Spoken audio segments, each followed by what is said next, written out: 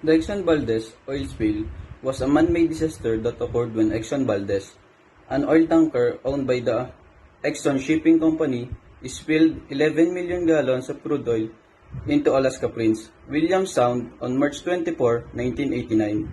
It was the worst oil spill in U.S. history until the Deepwater Horizon oil spill in 2010.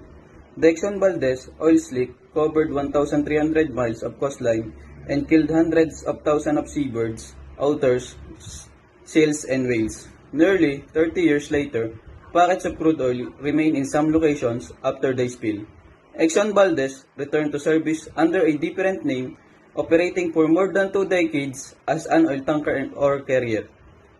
On the evening of March 23, 1989, Exxon Valdez left the port of Valdez, Alaska, bound for Long Beach, California with 53 million gallons of crude bay crude oil on board. At 4 minutes after the midnight, on March 24, the ship struck Blight Reef, a well-known navigation hazard in Alaska Prince William Sound. The impact of the collision tore off the ship's hull, causing some 11 million gallons of crude oil to spill into the water. At the time, it was the largest single oil spill in U.S. waters. Initial attempts to contain the oil failed, and in the months that followed, that oil slick spread, eventually covering about 1,300 miles of coastline. Investigators later learned that Joseph Hazelwood, the captain of Exxon Valdez, had been drinking at the time and had allowed an unlicensed third mate to steer the massive ship. In March 1990, Hazelwood was acquitted of felony charges. He was convicted of a single charge of misdemeanor negligence, fined $50,000, and ordered to perform 1,000 hours of community service in the months after the Exxon Valdez oil spill.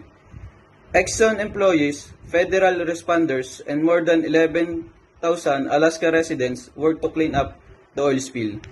Exxon paid about $2 billion in cleanup costs and $1.8 billion for habitat restoration and personal damages related to the spill. Cleanup workers skimmed oil from the water surface, sprayed oil dispersant chemicals in the water and ensure wash oil beaches with hot water and rescue and clean animals trapped in oil. Environmental officials purposefully left some areas of shoreline untreated so they could study the effect of cleanup measures, some of which were unproven at the time. They later found that aggressive washing with high pressure hot water hoses was effective in removing oil, but did even more ecological damage by killing the remaining plants and animals in the process. Prince William Sound had been a pristine wilderness before the spill. The Exxon Valdez disaster dramatically changed all of that, taking a major toll on wildlife. It killed an estimated 250,000 seabirds and 3,000 otters, 300 seals, 200 bald eagles, and 22 killer whales. The oil spill also may have played a role in the collapse of salmon and herring fisheries in Prince William Sound in the early 1990s. Fishermen went bankrupt, and the economies of small shoreline towns including Valdez and Cordova suffered in the following years. Some report estimated the total economic loss from the Exxon Valdez oil spill to be as much 2.8 billion.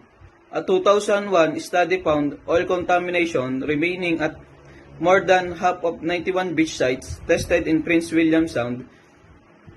The spill had killed an estimated 40% of oil sea otters living in the sound.